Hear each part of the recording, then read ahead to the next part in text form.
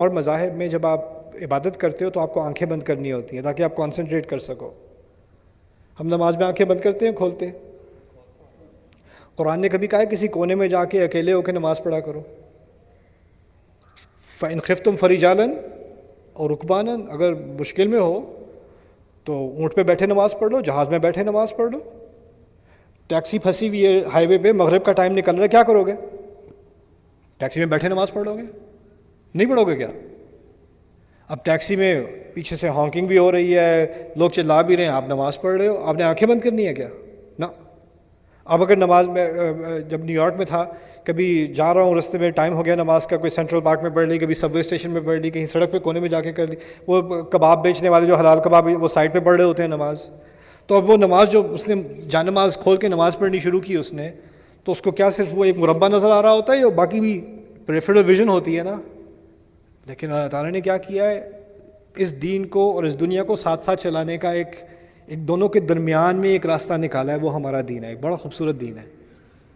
اور اسی لیے اللہ تعالیٰ نے کہا ہے ربنا آتنا فی الدنیا حسنہ وفی الآخرۃ حسنہ، یعنی ایسا دین جس میں جو چیز آپ کی دنیا کا فائدہ کرے اور ساتھ ہی ساتھ وہ آپ کی آخرت کا فائدہ بھی کرے. حلال کھانا عبادت ہے، حلال کھانا عبادت ہے. کھانا تو آپ کے مزے کے لیے لیکن وہ عبادت بھی شمار ہو رہا ہے. حلال روزی کمانا عبادت ہے.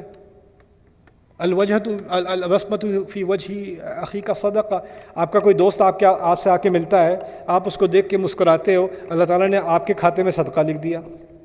وہ تو میرا دوست ہے یار، مجھے تو اس سے اللہ کی خاطر تھوڑی مسکرایا تھا میں، وہ تو اب آیا ہے تو مجھے اس کے ساتھ تھوڑی مستی کرنی تھی تو اس لیے میں مسکرا رہا ہوں، اس کے ساتھ مذاق کرنے تھے، بچپنا نکالنا تھا اپنا، لیکن وہ بھی اللہ تعالیٰ نے اس کو صدقہ لکھ دیا.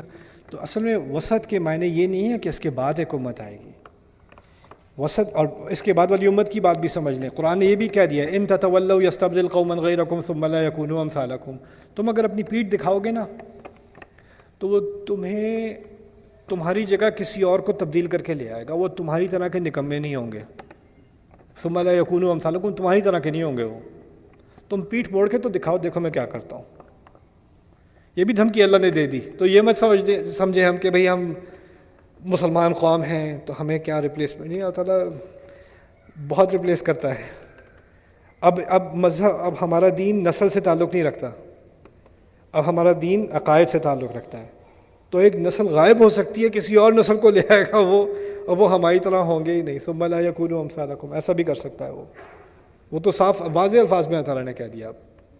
بنی اسرائیل کو تو ریپلیس کر دیا نا ہم سے، ہمیں بھی کہہ دیا تم بھی اب ریپلیسیبل ہو. قرآن ریپلیسیبل نہیں ہے، تمہارا نبی ریپلیسیبل نہیں ہے، لیکن تم بنی اسماعیل تھوڑی ہو، تم صرف ایک نسل تھوڑی ہو، تم تو اب ایک امت ہو.